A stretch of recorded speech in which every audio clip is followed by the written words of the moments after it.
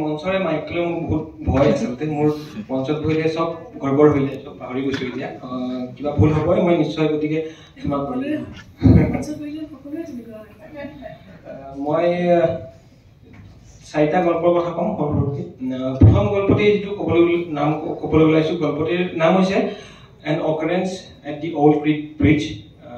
American গল্পকাৰ Ambros বিয়েৰ্ছে এইটো গল্প লিখিছে তেওঁৰ আচলতে তেওঁ অন্য এখন কিতাপ দ্য ডেভিলছ ডিকশ্যনাৰী সেইখনৰ কাৰণে বেছি অধিক জনাজাত কিন্তু এই গল্পটো তেখেতৰ আটাইতকৈ জনপ্ৰিয় গল্পসমূহৰ ভিতৰত এটা N occurrence at the old Crick bridge এই গল্পটোত এজন মানুহক ফাঁচী কাষত ওলোমাবলৈ অনা হৈছে এখন ৰেলৰ এখন দলঙৰ পৰা আৰু যি মুহূৰ্তত ফাঁচীৰ আদেশটো কাৰ্যকৰী হ'ব ঠিক সেই মুহূৰ্ততে তেওঁ পিছলি পানীত পৰিছে পানীৰ সোঁতত তেওঁ কিছু দূৰ উটি গৈছে বহুত কষ্ট কৰি সাঁতুৰিছে আৰু অৱশেষত নিজৰাটোৰ পাৰত উপস্থিত হৈছে আৰু এখন অৰণ্যৰ মাজেৰে এটা দিন এটা ৰাতি বহুত কষ্ট কৰি বাটকুৰি পাই অৱশেষত নিজৰ ঘৰত উপস্থিত হৈছে ঘৰত উপস্থিত হৈ তেওঁ পত্নীক দেখা পাইছে আৰু তেওঁক আঁকোৱালি লৈ পেলাই দুহাত মেলি দিছে কিন্তু সেই সময়তে তেওঁ ডিঙিৰ গাঁঠিটো টান হৈ গৈছে তেওঁ উশাহ লোৱাত কষ্ট পাইছে আৰু তেওঁৰ মৃত্যু ঘটিছে অৰ্থাৎ যি সময়ত ফাঁচীৰ আদেশটো দিয়া হৈছে আৰু তেওঁৰ মৃত্যু হৈছে সেই 2 ছেকেণ্ডৰ ভিতৰতে এই গোটেই গল্পটোৰ কথাখিনি ঘটিছে আৰু এইখিনি কথা আচলতে মানুহজনে কল্পনা কৰিহে আছিল এই গল্পটোত সময়ক এক উৎকৃষ্ট আহিলা হিচাপে ব্যৱহাৰ কৰা হৈছে সময়ৰ বুদ্ধিদীপ্ত ব্যৱহাৰৰ অন্য এটা উদাহৰণ আছে আৰ্জেণ্টিনাৰ বিশ্ববন্দিত গল্পকাৰ হৰ্হে লুই বৰ্হেছে দ্য চিক্ৰেট মিৰাকল বুলি এটা গল্প লিখিছে গল্পটিত এগৰাকী ইহুদী কবি নাট্যকাৰক জাৰ্মান নাজী বাহিনীয়ে মৃত্যুদণ্ডৰ আদেশ ঘোষণা কৰিছে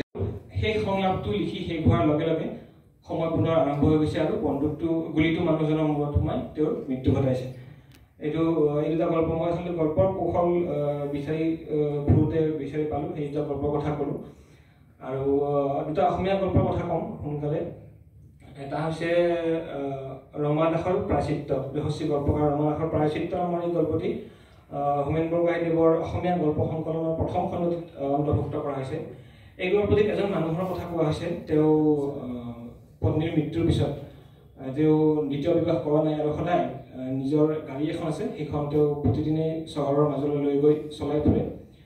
কিন্তু এদিন দুৰ্ভাগ্যবশতঃ এগৰাকী বৃদ্ধা নাৰী সম্পূৰ্ণ নিজৰ ভুলৰ পৰিণতিতে তেওঁ গাড়ীৰ আগত আহি পৰে আৰু তেওঁৰ মৃত্যু ঘটে ইয়াত তেওঁৰ কোনো দুখ নাছিল কিন্তু ইয়াৰ পিছত তেওঁৰ মনত এক প্ৰচুৰ অপৰাধবোধ জন্ম হয় আৰু সেই অপৰাধবোধক প্ৰায়চিত্ত কৰিবলৈ শেষত তেওঁ এক অভাৱনীয় কাম কৰি পেলাই যিটো আপোনালোকে হয়তো গল্পটো পঢ়িলে গম পাব মই এতিয়া কৈ নিদিওঁ আৰু একেবাৰে শেষৰ গল্পটো ক'ব বিচাৰিম আমাৰ সময়ৰ জনপ্ৰিয় গল্পকাৰ সঞ্জীৱ পল ডেকা তেখেতৰ এইপিনে কি আছে পুৰস্কাৰপ্ৰাপ্ত গল্প সংকলনত এই গল্পটি অন্তৰ্ভুক্ত কৰা হৈছে গল্পটিৰ নাম হৈছে লাজ এখন গাঁৱৰ পৰা এটা বস্তু হেৰাইছে চুৰি হৈছে বস্তুটো হৈছে এখন বেনাৰখনত চৰকাৰৰ 4 বছৰীয়া বৰ্ষপূৰ্তিৰ বিভিন্ন সফলতাৰ অভিলেখ তাত লিখা হৈছে যেতিয়া বেনাৰখন চুৰি হৈছে সেইটো আচলতে সৰু ঘটনা কিন্তু গাঁওখনৰ কোনোবা পানী এটাই লগাইছে যে নাই আচলতে এইটো বিৰোধী দলৰ কাম গতিকে মুখ্যমন্ত্ৰীৰ কামত এই বাতৰিটো পৰিছে আৰু তেওঁ তদন্তৰ আদেশ দিছে তেতিয়া পুলিচজনে আহি গাঁৱলৈ আহি বিচাৰ কৰিছে যে কোনে নিছে এই বেনাৰখন আৰু অৱশেষত ওলাই পৰিছে যে এই বেনাৰখন প্ৰকৃততে এগৰাকী মহিলাই নিছে কাৰণ তেওঁ পিন্ধিবলৈ এটা পেটিকোট নাই বিয়াত যিটো পেটিকোট ঘৰৰ পৰা দিছিল সেইটো ইতিমধ্যে ফাটি চিৰি অৱস্থা নোহোৱা হৈছে সেয়েহে বেনাৰখন দেখি তেওঁ নমাই আনিছে সেইখন চিলাই কৰি নিজেও পিন্ধি পেলাই কামত গৈছে আৰু সেইকাৰণে ইমান দিন বিচাৰি পোৱা হোৱা নাছিল